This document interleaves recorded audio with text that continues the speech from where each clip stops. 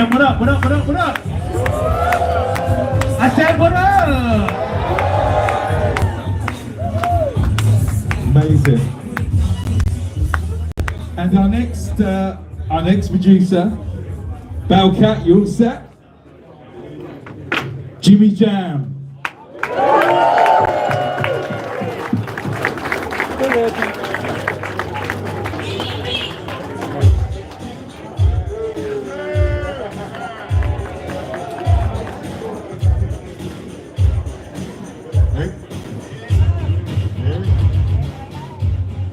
So, our next guest, who's part of the panel, is a very special guest for us.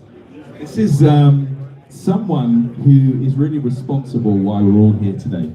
All the music we all make is someone who I see as the creator of everything. And I have the honor to bring out Roger Linn.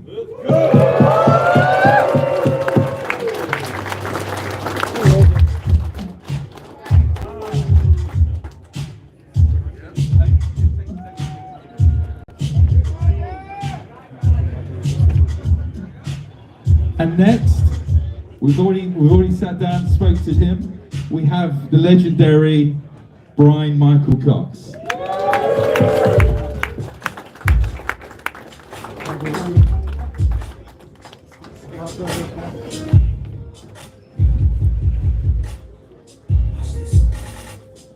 And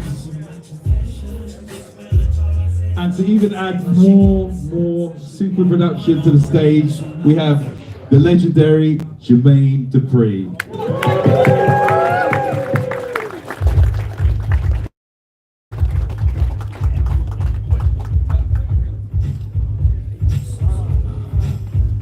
Thank you, everyone. Thanks, B.L.T, man. Amazing.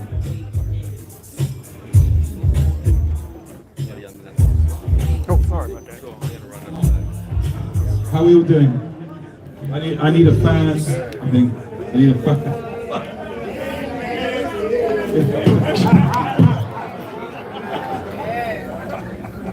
Can we start with that juicy beat? Can you play the juicy beat one more time?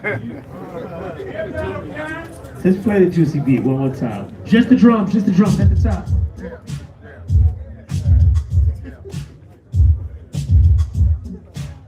Like what? Why? What made you? Stop. I don't want to throw this out, but I really got questions for this guy right here, for real. What made you make them sounds like this? Well, it's excuse me. I didn't really know it was going to be that successful, and the sounds were just sounds that we thought were popular at the time. But it's interesting, Jermaine, we were just talking backstage. The sounds are sounds, and we put judgments on them. We call them some sounds good, we call some sounds bad, but I would assert that the reason that people think the MPC sounds sound good is because of the work of these people, the artists, who created music with them. And so people, then they hear these sounds and they say, oh, that sounds good. Well, I think they're thinking of the songs that you've all created, and it reminds them of a good feeling they have because of the quality of the music. And so I think it's largely the artists who use the machines that created the good sounds, and not so much anything I did. I mean, I made the best sounds I could, but they were... Thank you.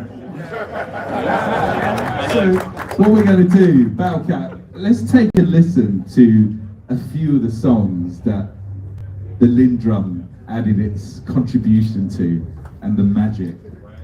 Cue it up. Wait, hold up. Not just the LinnDrum, the LM1, thank you. And the, Yes. and the LinnDrum is not an LM2. Yeah. It's a LinnDrum. Thank you. Thank you. Thank you. Yeah, buddy.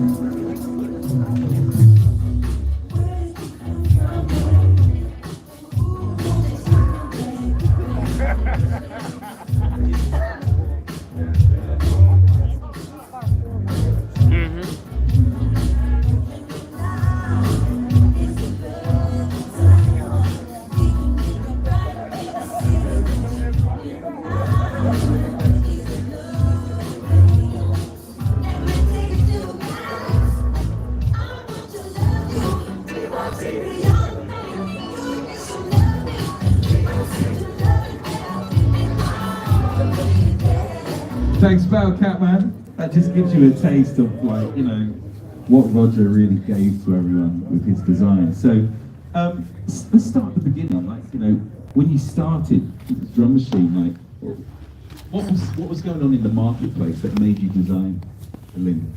Well, there were drum machines, and I would argue that the person that made the biggest advancement in drum machines was Akitaro Kakahashi, the founder of Roland, who first made the A-Stone drum machine, and then so many great drum machines. And it's interesting, a lot of people say to me, I invented the drum machine. Well, I didn't. It existed for a long time before. I just added a few things that made it better, including the sampled sounds and a better system of programming, perhaps. There were drum machines that had fixed beats. And one was rock 1, boom, boom, boom. One was rock 2, boom, boom. But there wasn't much more than that. But it was, so programmability was, when you think it was kind of obvious. If people bought a drum machine, they knew that the drum beats weren't very good, they wanted to make their own. But I think it was, this is a quick anecdote. I first made a prototype of a drum machine on a computer, and it had a screen for programming. And I went down to Stevie Wonder to show it to him. And obviously he's a sightless person. And I saw, this makes no sense. It's a visual instrument for people who play music. Why do they have to go to this mental translation layer to play music? They can tap it out just fine. So that's when they came up with a real-time programming system and created quantization and swing that really helped in those efforts. But still, you could play it in real time, and it was largely because of that experience of seeing Stevie Wonder. Hold on, could we just acknowledge the fact that he said, yeah, I came up with a system that was quantization and swing. Something that we take for granted every day in our DAWs and our drum machines. That came out of his brain.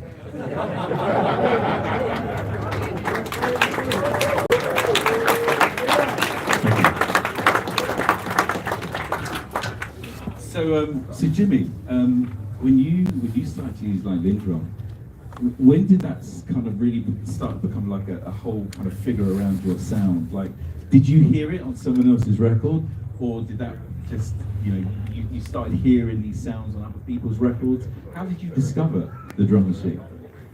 Well, and to make the distinction, the LM1, Thank you, sir.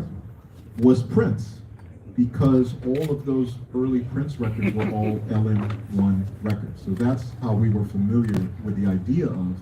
And then when the newer version came out, which was the LinnDrum, the thing we loved about it so much was, first of all, I was a drummer. So the idea of a drum machine and making beats was very natural to me. And, but I love the fact that you could switch the sound, the little, whatever they're called, chips or whatever, you could change them to make different sounds. And probably the first album that we used it on extensively was Janet's Control album. And pretty much every beat on that album is all LinnDrum. It's just that we're changing the chips to make the sounds sound different. And it was obviously revolutionary in the way that that record was able to be made because of the sounds and the machine that we invented. Justin, when did you pick up? Yeah. So, All right, so no I doubt. had to fake it till I made it, until I can afford it. Sorry, Jack. Because I'm probably the youngest guy on here, on the panel, right? So a lot of I cut my teeth on a lot of research and just going back and just figuring out what was what. I probably got, No problem. to be honest, I've had LinnDrum since I was nearly a kid. I didn't get my LM1 until like 2 years ago.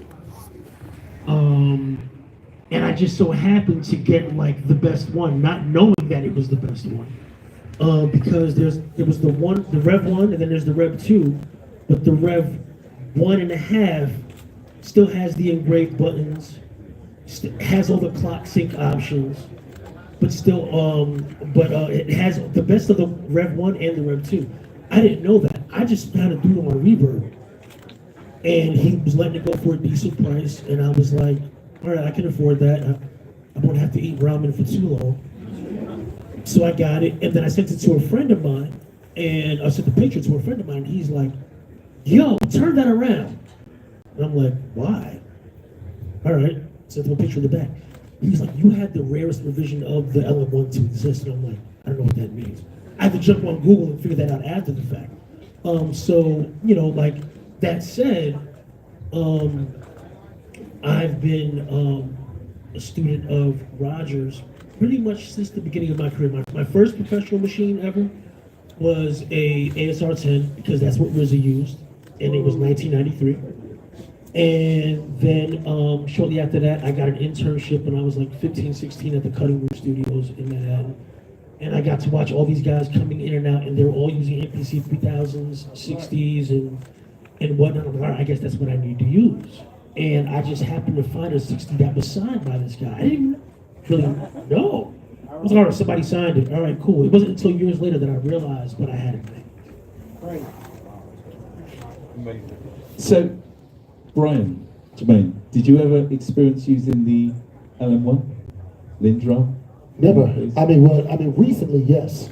You know, but you know, my first drum machine was an MPC 3000. It was my first time ever using an actual drum machine.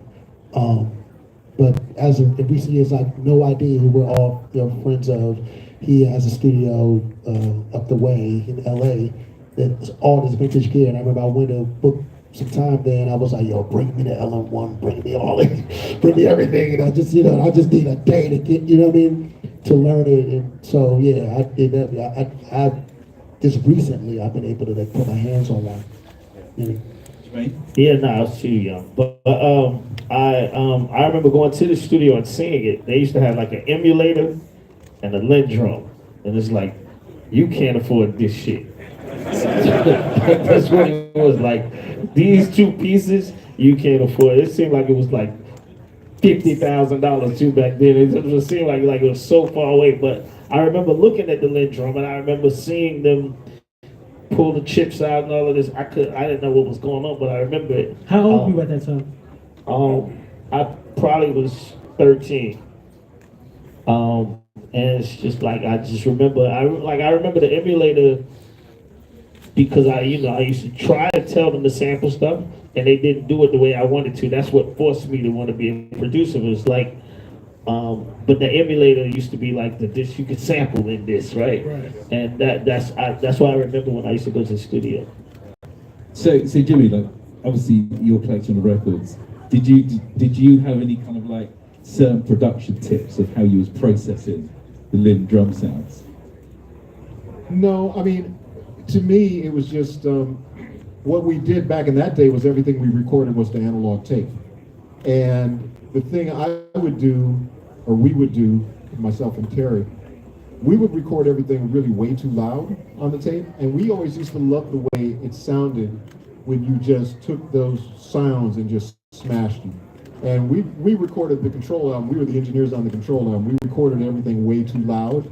And that was a lesson from Prince, because Prince would always record with everything in the red. We later on learned that our machines were set up different, and we shouldn't have been doing that. It was a mistake.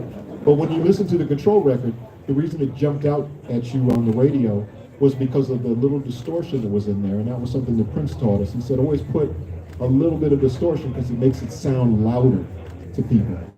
So that was definitely a technique we used. But it was so easy to get around the LinnDrum. The other thing I liked about it was because it had pads. I would make a loop sometimes, but then I do like my own fills, my own stuff, just freehand. And that way everything had a live feel to it. You know, when something would happen once in a song but not again, that kind of thing was really important. So the spontaneity of being able to work like that was I love that. Can I hijack for 1 second? I didn't mean to turn you on. The fills on that. Were those played live, or was that through the? No, I mean it was programmed. Yeah, no, we programmed it, but I mean I played it like live, and then that's what I'm saying. Like you played that live. Oh yeah, absolutely. I played everything live, but once again I started off as a drummer, so that was so for me it was very natural to do that. I never thought of things like because it wasn't about seeing the music at that point. It was just kind of hearing it. So for me, I was always, The reason I ask is that was the first time, even as a little kid, I was probably like 4, but that I heard something that I could tell wasn't a live actual musician, but felt like one, and it got me curious as to how that happened. No, that was definitely part of the technique. But that was the great thing about drum machines, because, we talked about, quantize. You could quantize stuff, but you could also not do it. And so you could make it keep that live feel. And that for us was important because we always wanted our records to sound like a performance, meaning that it was happening in the spur of the moment, and that was really important to be able to do. Amazing. So, Roger, what was the evolution from the LinnDrum over to the MPC? What happened in that period? What went through your mind to design the next evolution of that drum machine and then kind of take it into the world of like sampling with a Kai? Well, in my first company, I had the LM1 first, and then the LinnDrum, and then there was a drum machine called the Linn 9000, and that had its merits, but it's when I thought I had to be a businessman and hire other people to do the design, and it didn't turn out quite as good as I had thought. I thought I had some good ideas in that, but it was too expensive and it was unreliable, and there was problems with that. And eventually that's what brought the company down, together with my horrible business management skills. I was never good at that. I hated the idea of having a company and thinking about all that stuff. But anyway, unfortunately, after my company went out of business, the first company, the fellow named Stephen Payne, who had a store in London called Psycho Systems, SYCO, he called me and he said, I've been talking to these people from the Akai Audio Products Company, and they want to create a new division that makes electronic music instruments. And so they want to talk to you. And it turned out it was a very good collaboration because they needed creative designers, but they were already very good audio and production designers and had marketing and all that stuff, all the things that I was horrible at. So it was a very nice collaboration. And so at first they said that we'd like to take, there was a product I had been working on called the LinnDrum MIDI Studio. It was never released. My company went out of business before it did. But it was basically similar to the Linn 9000, but introduced a pad format of 4x4 pads. And it was kind of interesting. It was a rack mount device, but you pull the panel off, and then you could have a long cord and just sit with your legs up on a table or something like that and play it with the illusion that all the electronics was inside, but it was just a control panel. Anyway, so they said, we'd like to take a lot of your engineering from that. And I said, well, that sounds fine, but I think probably there's a few of the things I do right now. And I think I would say in summary, one of the things that perhaps helped the MPC's success is so many different things, but one of them is I made the assumption that all the people who would buy it are as impatient as I am and don't want to read manuals, and they just want to, if they have a musical idea, they want to get it down on tape or in memory right now, and they don't want to be faced with all kinds of technical hurdles. And so I've always been a big advocate for great ease of use, and in fact on the MPCs I even put a help button on it, and I thought it was very helpful. And because I remember all those times when I had wanted to record something as an amateur musician, and I found myself 2 hours later reading manuals. And so the MPC, what I tried to do was set it up so that when you take it out of the box and put it on a floppy disk, turn the power on, it loads everything up automatically. You can immediately just press play and you hear beats, or if you want to record a beat, you just select an MP sequence, and all the settings for the quantization, the swing, all that stuff were just set the way most people want them. You didn't have to set it up first, and it would just work. And so that's been a big driving force. But a lot of it was timing too. The whole new musical genre of hip hop was just emerging at that point, and it happened to be a very good fit. And boy, in my life, I've had a whole lot of lucky coincidences of timing, which helped a whole lot. So. No, it's obviously with the whole, like, That's not love, that's destiny. with the New Jack Swing, the whole Teddy Riley period as well, of him really turning up the quantize and the swing on that.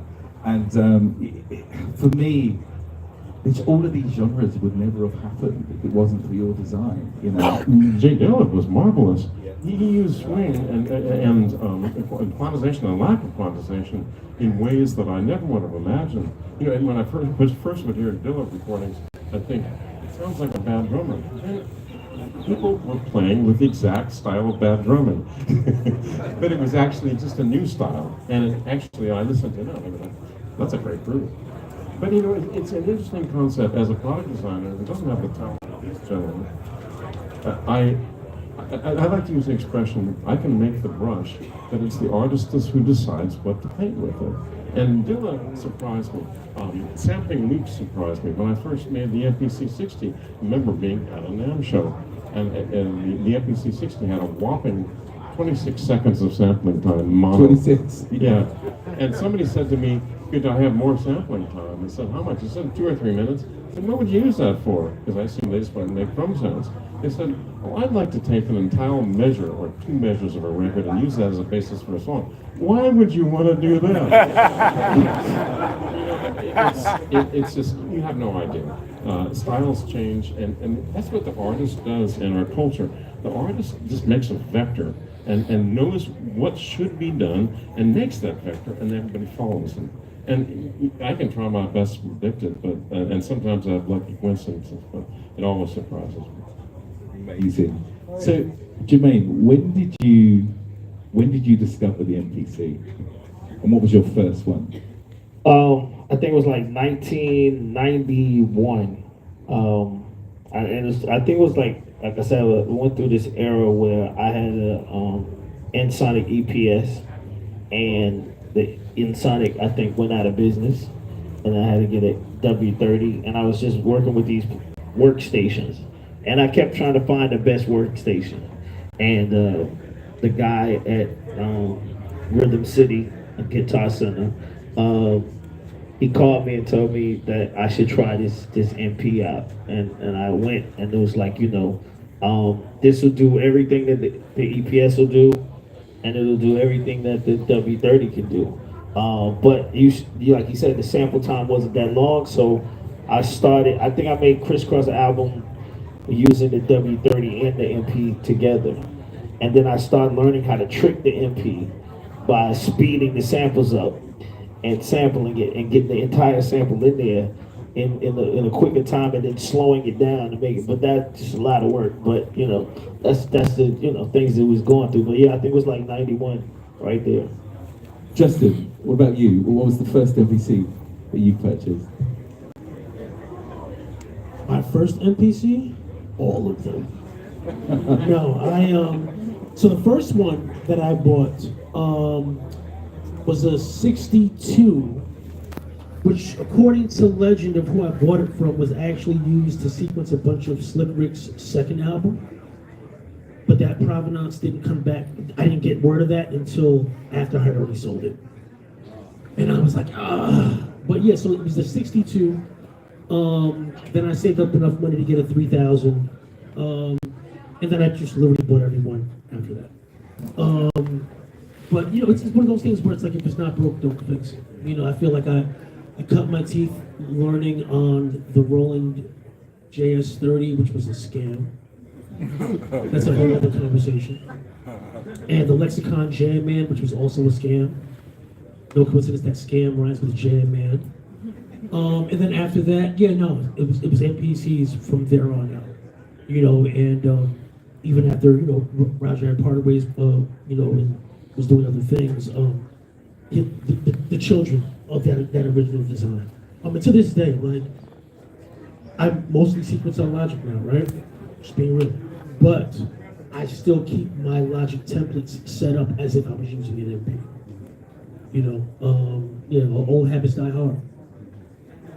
I would say that Teddy Riley era too, right? The syncopation on the MP and the quantize that you talk about, that also was a reason why they was pushing me towards that, you know, because Teddy was my idol, so I was making a lot of beats I was trying to make these New Jack Swing beats, and Teddy beats was the sync was so perfect, right? It was like almost over perfect, and I remember the W30, I tried. It didn't even have that. It didn't have nothing in it that would do that. But I couldn't get it to do anything like that. So the MP, the first MP, basically, that swing was in there, and that was what we was chasing. Definitely. Yes, no, completely. So, so Jimmy, from moving from like the Linn period, when did you introduce the MPC into your production?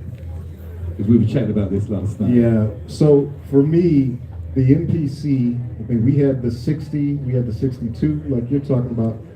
The 3000 though was the one I think for us that really got me hooked into it. And for me, I had to learn how to do it in a different way. I had to think about it differently. But luckily we had some drum programmer guys that helped us out a lot. We had a guy named Alex Richburg out of New York who knew how to really work it well. And then we had these young brothers, the Avila brothers. And the Avila brothers, okay, we got some testimony. I see you. I see you. Brothers fans. So the Avila brothers also, Izzy in particular, he just was like the wizard on that machine. So what happened was, I remember this one day, I would always just use it just as a drum machine. I didn't use it as a sampler to even record instruments into.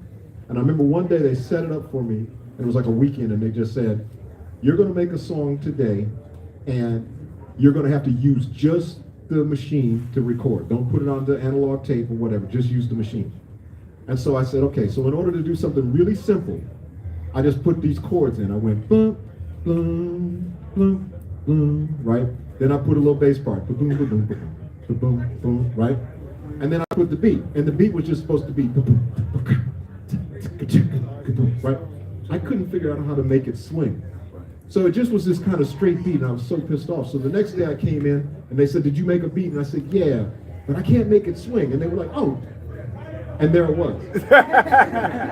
And that song turned into Got Till It's Gone for Janet. And that was my first experience of actually recording like that and actually using the machine the way it was intended to be used. So thanks to the Avila brothers, thanks to Alex Richburg, and thanks to you, we had a hit that combined Joni Mitchell, Q-Tip, and Janet Jackson all on the same record. A round of applause for that.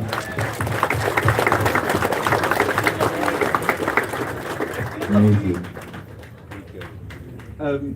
Jermaine, what's your most memorable song that you made on an MPC for you?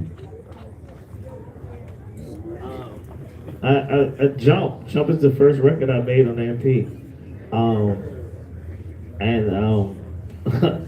It was so many samples everywhere in that song. I got samples going everywhere, and it's just like, I think I was just so happy that I had found a machine that I could just like do whatever. But I also was, I don't even know why I chopped the sample, because nobody told me to do that. But I was just like I said, I was just in sample heaven in this machine, and that song basically, I made the entire song inside the MP. There's nothing else going on. Like all the sounds is coming out of that one machine, and I could just sit there and write, because it was like, you write songs. The way I write songs, I had to write the entire song. So if I'm writing the entire song, I put it in song mode, and then in different parts of the verses, the beats is changing and all of this type of stuff. And I was just amazed that the machine would actually allow me to do this. Like, I could just sit there and do this, and I wouldn't even have to have an engineer. But I was actually too young. I was telling Bryan this all the time. I was too young to actually even know engineers. So I had to like be in my room and just learn this shit. Like, you got to figure this out. Like, nobody, you can't go nowhere. I didn't have no car. I was too young to drive. All of this type of stuff. So I'm just learning how to work this machine inside there. And that one song, that Jump, that song that basically was like me saying, this machine can't break. By the way, that's what it was like. The MP, the Sonic was broke. I was just praying to God that this machine was just be here forever. And then the 3000 came. And Jimmy, like you just said, I know I'm not probably jumping around, but I got to find out what's inside that 3000. It's something in there, I swear to you. It's different than every machine. I've used them all. And nothing, when the beat comes out of that 3000, it hits them speakers in a different way. I was trying to each one. Come over to my house and let's do this again. 'Cause that, I swear, I don't know, there's something in there. It's something. I think it's. Oh, you could do the mic, Roger. Oh, sorry. I have to compliment the Kai company because they did do very good audio engineering on it, and a gentleman named David Cockerell designed the chip for that, and the tuning on it was very good sounding for the time. But a lot of it was what I said earlier. I think that had it not been used by such great artists like you guys, I don't think people would think it sounds as good as it does, because we're associating with the quality of the music that was produced with it. And the same thing with Prince. It's like, as I say, Prince was my marketing department in my first company.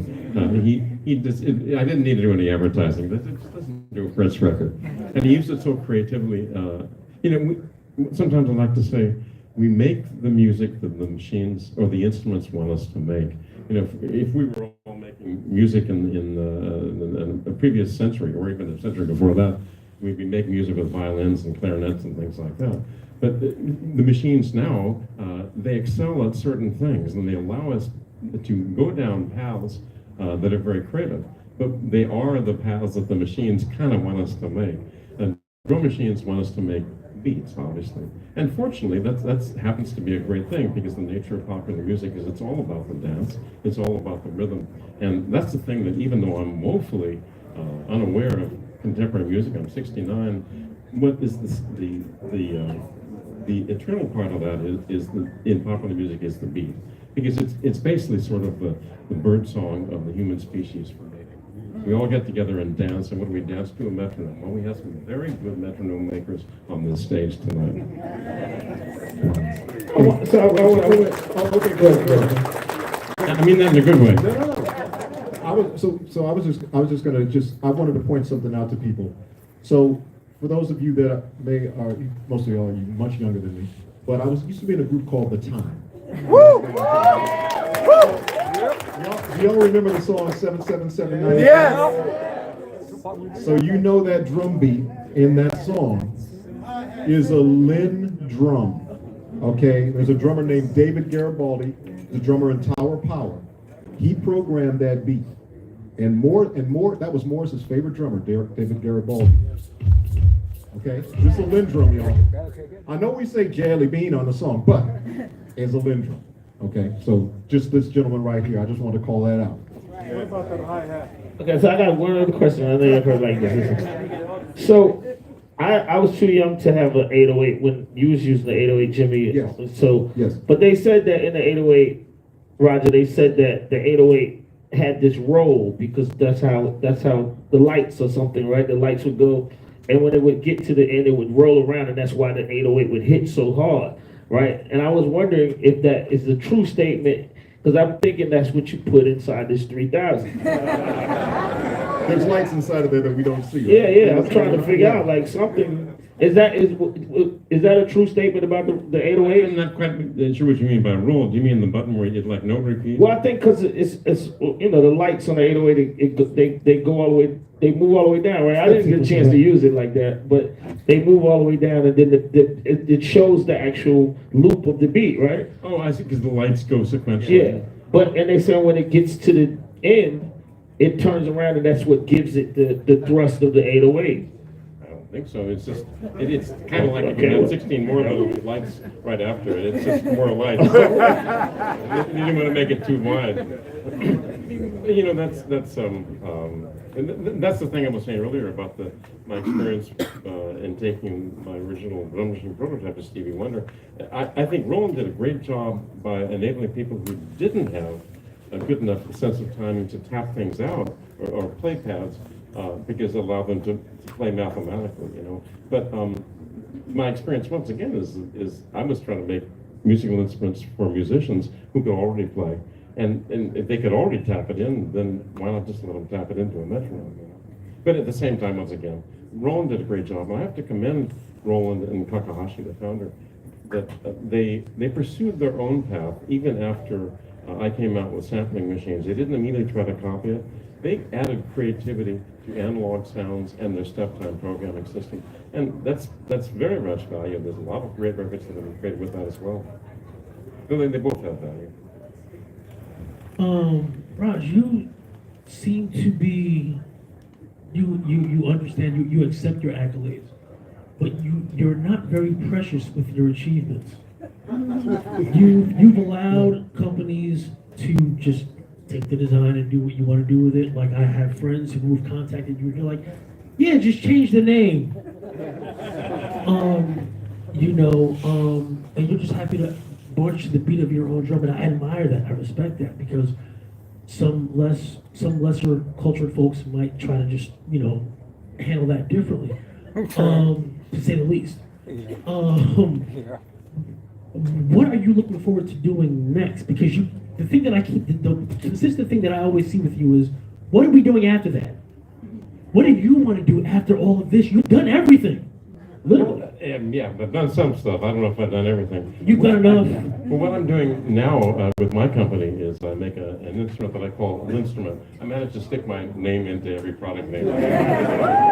By the way, I was thinking about once make a modulation processor and calling it Mothman. What do you think? No, I made this instrument called LinnDrum, and I've been making it for about 10 years now. I sold around 5,000 of them. And what they do is they bring the expressiveness of acoustic instruments to electronic sound. So, for example, you can play this keyboard, and it looks like it's like 200 small drum pads small drum pads that are finger-sized. But if you wiggle your finger, you get a vibrato, and if you slide to another note, you get a pitch bend like on a guitar, and you can have polyphonic pressure, polyphonic pitch bends, and even if you tilt your finger forward and backward, you can change the timbre of the sound. And to me, I think this is something that I miss in an old-fashioned way from some of the acoustic instrument players of my youth. But at the same time, I feel like it's kept electronic music instruments from being in the foreground of music. The singers are in the foreground, but generally synthesis and other electronic music stuff is more of the background, the support for the singer. And when I was growing up, I used to love guitar players like Eric Clapton or Jimi Hendrix, or Stephen Grappaldi, the violinist, or Django Reinhardt, people who played with such wonderful emotion that people were transfixed. They would sit there and watch this person who had an extraordinary skill that was a foreground, it was a voice, just like the human voice is. So that's what I'm focusing on right now, is to bring that to electronic sound, the ability to use subtle finger gestures to create something very, very compelling. It's so interesting because one of the things I really appreciate about the MPC community is that they value human feel. They weren't always just playing straight 16th notes. They would use the swing settings very carefully and very subtly and use dynamics in the pads very well and very effectively and create some incredible beats for songs. And in the same way that the MPC community has valued our humanity in this way, that's what I'm trying to do with this instrument thing that I'm making, is to give people a better human interface, a man-machine interface to the sound, so that it captures more of that emotion. And so that's what I'm thinking of these days, and that's what I'm spending most of my time doing, actually. If you want to learn more, go to RogerLinnDesign.com. We've spent quite a lot of time together recently, Roger and we, and we've had a lot of discussions about just all of the great things that you've done in the past. But you had the experience to check out, the new MPC. You checked out the Live 2, the new MPC 3. How do you feel when you've seen your creation evolve over 35 years, and you see this community that's here today? I have the pleasure of dedicating my life to this community, and to have all of these friends up on the stage here. How does that make you feel as a creator? It's absolutely wonderful. But it was there earlier. It was people were lining up and wanted to take pictures, and that sort of thank you after thank you is such a wonderful feeling to have, and to have that much appreciation. And I made this, as you know, I made back in, I think it was March, a video because you kindly sent me an MPC Live 2, and I was very surprised about how good it was because I hadn't kept up with the MPCs. And the comments from the MPC community were just, it made me tear up. It was wonderful. They were so kind. There was so much kindness in this group. At any rate, if you haven't seen the video, I got in touch with Akai because I haven't really been familiar with the MPCs, and a lot of times some of my customers will say, "What do you think of the new MPCs?" And I would say, "I don't know. I'm off doing something else now, LinnDrum." And so through some circumstances, I got back in touch with Akai, and you guys kindly sent me the Live 2, and I started playing with it, and it was just marvelous. This was so much better than what I created in 1988 in a variety of ways, but it still honored the original interface and did both. And it has this wonderful touchscreen, and it's got these speakers and this battery built in, so you just never have to plug the thing in. It's very nice. But I was also really taken with the technology. What Akai has done is so interesting. This is going to get kind of nerdy, but at some point they moved their internal computer to the one based on ARM. It's the same thing Apple did when they went to the M-series processors. They also moved to a Linux operating system. This is the same thing, or very similar to what Apple did back in the OS X, when they went to base their operating system on the Unix operating system. And this gives it so much more power, and it's like that allows you to just take off. And because it's a mature operating system and a mature hardware platform, and it gives it so much potential for power. And that I was really impressed. I would have been loaded down that MPC Mark Live 2 with a lot of tracks and a lot of plugins going on and stuff, and it wouldn't even break a sweat. And it was just marvelous because I would have killed for this in 1988. And so it was. I gotta say, it's just I take it as a very kind compliment that Akai has taken something that I made that was very elementary and moved it up to such a special place. The thing is, your workflow is the blueprint of everything. And as we migrated over to MPC3, it was really important for us to keep moving forward, but also maintain the magic of the workflow. Yes. Because, we live in a period now where, I'm just going to put this down, I'm not going to follow this anymore. We live in a period where we have some of the most amazing tools at our fingertips, and some people love analog, some people love plugins, all these things, and some of us come from a period where we didn't have those tools.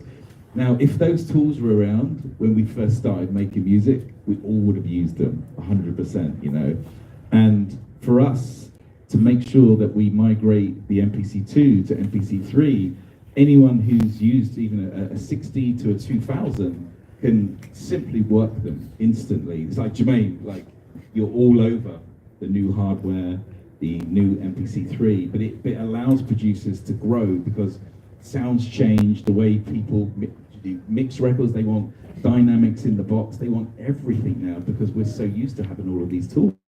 So we've invested so much time listening to the community to making sure we're always staying relevant in the market with MPC, and that's all because of you, and we thank you for that.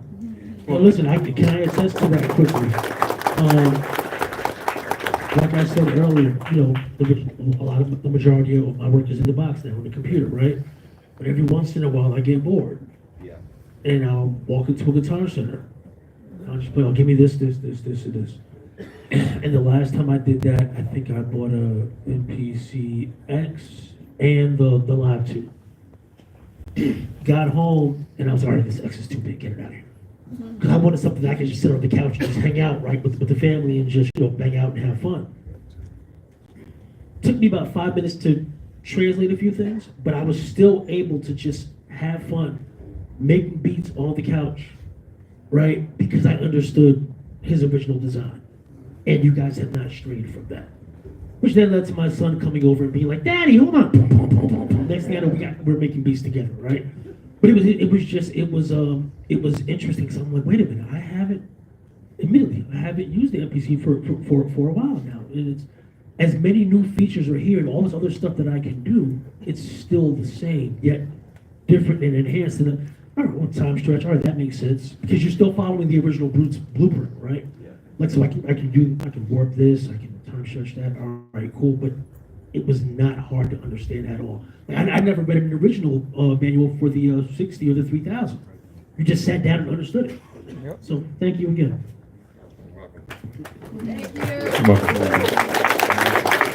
You appreciate it, Roger. You're loved and appreciated. Thank you. No, it is truly amazing. But what I want to do, I'm just going to throw a couple of questions out to the audience just before we wrap up. You know, it's been an honor to have all of you here. It really is. To talk about, you know, the original designs, moving into the MPC 60s, and then onto the newer generation of what we're doing. And we really honor you, Roger. You know, we are dedicated to the MPC community, as you see. Today is a celebration for bringing all of the creativity and seeing how so many different generations use our products to make music on the stage, you know, and that leads us into our partnership with Native Instruments. For us, bringing our workflow and having the best sound design company in the world to be a part of what we do is a real blessing, because it means that we can take everything we do even further to give you guys the best creative experience possible. So I want to thank everyone for that. And has anyone got any questions? Right, got a few hands. Right, we're gonna go. Hello, my name is Rami Bezat. I'm coming from Germany just to see you tonight. And I'm so happy to be here. And, I got one question. Imagine you meet one person that has never heard about R&B. What record would you use to introduce him? R&B.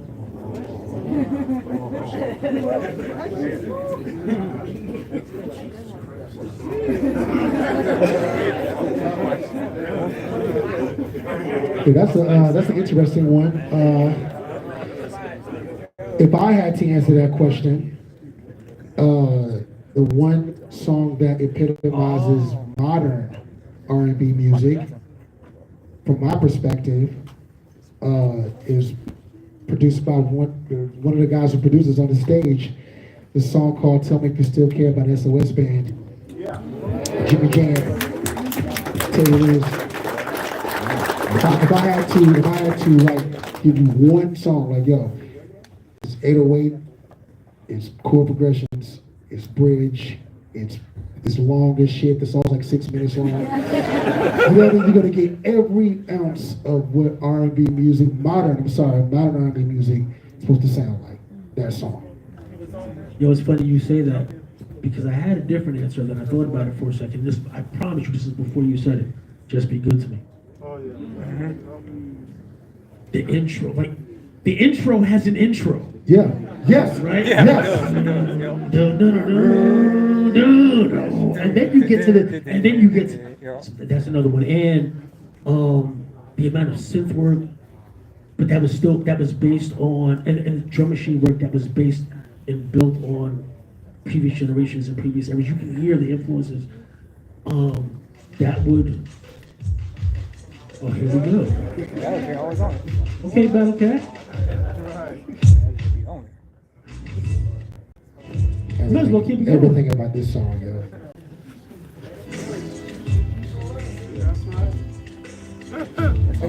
You know what? And you might remember this one because even the drum pattern. The drum pattern. God. And I want to give you a bonus too, right? I'm gonna give you a bonus, right?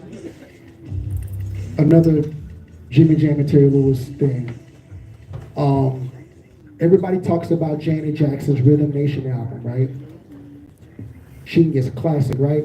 But I'm gonna tell you, before you go put your ears on that album, on some true black shit, go listen to Alexander O'Neal's Heresy album. I called it, I was like, yo, this album for me is the prelude, to me, they created the concept album in the 80s, like actual album that was like, the album from that, it's like a party, it was like all the interludes in between, and you feel like you knew, you know, all these characters. It was Jelly Bean, Popeye, Jerome. There's all these people on this album, but you knew these names just because they were on these interludes. And I feel like that album is the prelude to, if I'm correct, that album did happen after Control, right? Was it after Control? Oh, wow. I think it was 88, 89, 88, 87? 87. 87, so it was after Control was Yeah, 86. it was after. So it feels like they were like, okay, everything that we didn't do on Control, we're gonna do on this album to test what we're gonna do on Janet's next album. Go listen to that album if you love Janet Jackson's Rhythm Nation. Go listen to Alexander O'Neal here. Excuse my French, it's some nigga shit. But go listen to it. I just want to say one thing about the SOS, both those SOS band records, is that they were recorded in Atlanta. And there was a gentleman on this stage now that was actually at those sessions as a little boy. Jermaine dupri.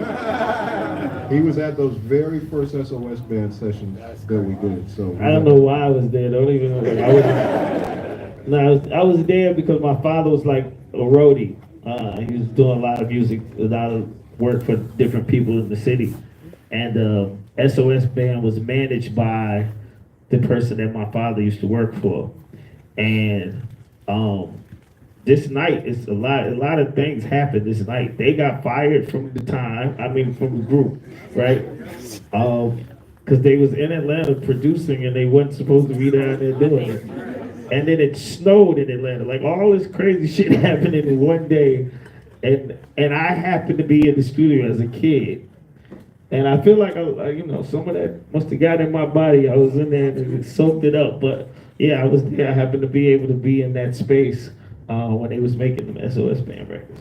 Yeah, I appreciate being able to share that. I'll just tell you, I don't know whether it's the R&B prototype or anything like that. I will say my favorite song of all time, or my favorite album of all time, because it's the body of work, and it inspired Rhythm Nation and albums like that, is Marvin Gaye, What's Going On. That album from start to finish to me is an R&B masterpiece. Amazing. So we're going to have to wrap it up now. It's 6 o'clock. This has been an honor for everyone in the room. Okay. Yeah. Justin, Jimmy, Roger, Bryan, Jermaine. This is history on the stage here. Like, we have grown up with all of your records. Thank you, Emily. Yeah. I was saying, I don't want to say this, but did y'all hear the flex that he said? He said he didn't even do promotion on the drum machine because Prince was the promotion. I said, make some noise for Roger Linn, please. Roger Linn! The GOAT!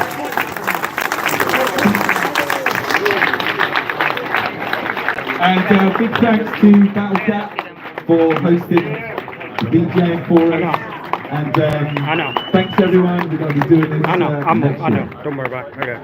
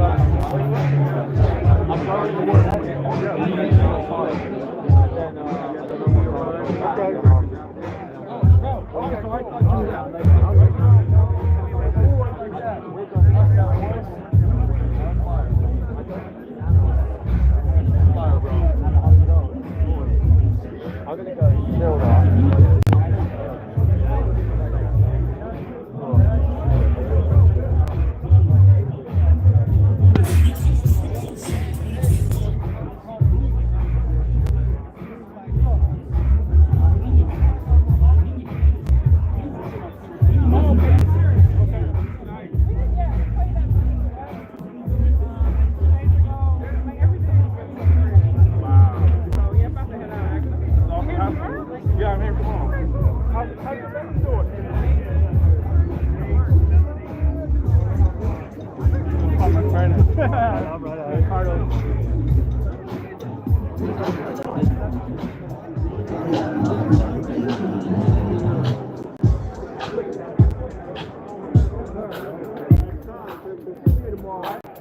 bound. Yeah, I'll be here.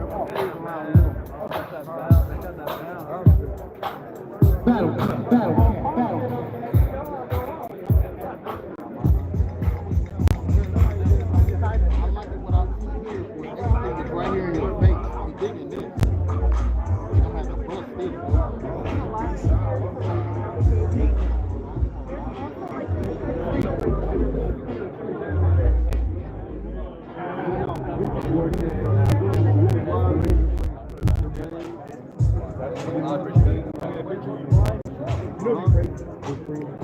Excuse me.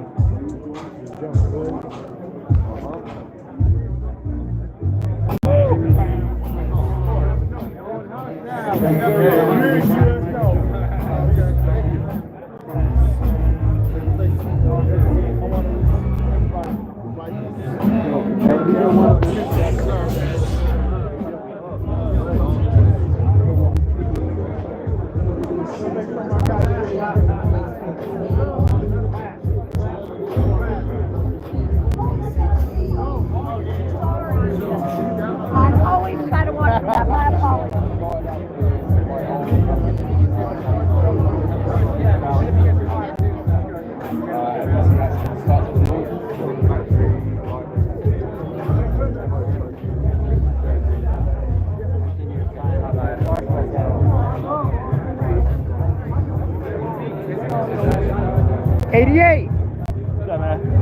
Oh, I'm tripping. What up? I'm so bad. Yo, I'm living right now, man. Oh, I know. That's all I came here to see. Let me end this stream. Trying to get